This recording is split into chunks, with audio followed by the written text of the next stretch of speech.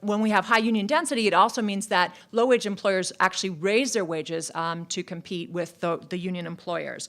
So unions are a way to really address the wage distribution question, and so that's another negative side effect that we have to union density falling, that others have been mentioning today.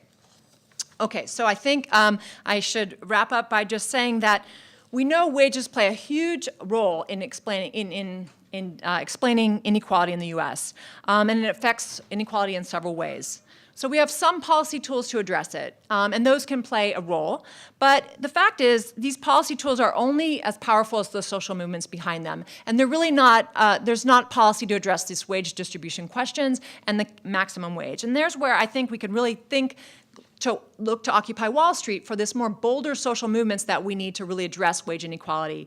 And I think, in a way, we can return to this, notion of the concept of a living wage and take apart that term. The idea of the wage is a kind of a technical term and an economic term, and there's a lot of calculations we can do to say how many calories do people need to survive, what are the average rents that we need to be able to pay, and those are important, but I think we shouldn't get too bogged down in the technicalities. There's never going to be one right answer as to what's the exact perfect minimum wage and so forth.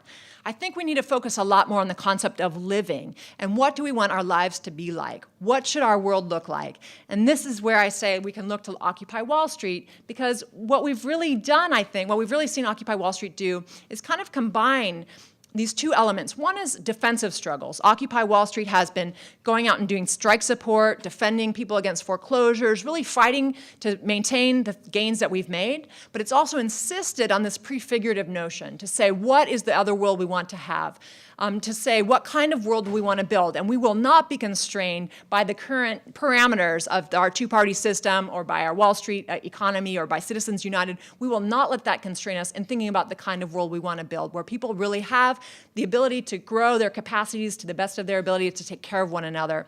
So I think in terms of wages, we want to do the same thing. We want to defend what we have, we want to raise the floor, but we really want to think about building another kind of world. And just to conclude by saying, remember that the term living wage was actually initially concession, because the people who actually were talking about a living wage were talking about the alternative and saying, do we actually have to sell our labor for a wage in order to survive? Let's just question that notion. What about the notion that we have the right to survive without having to sell our labor? Can't we guarantee, our existence without having to, worry about our wage level? So I would say let's be inspired by Occupy Wall Street. Let's talk about the kind of world we want to build and, in fact, insist that another world is, in fact, possible. Thank you.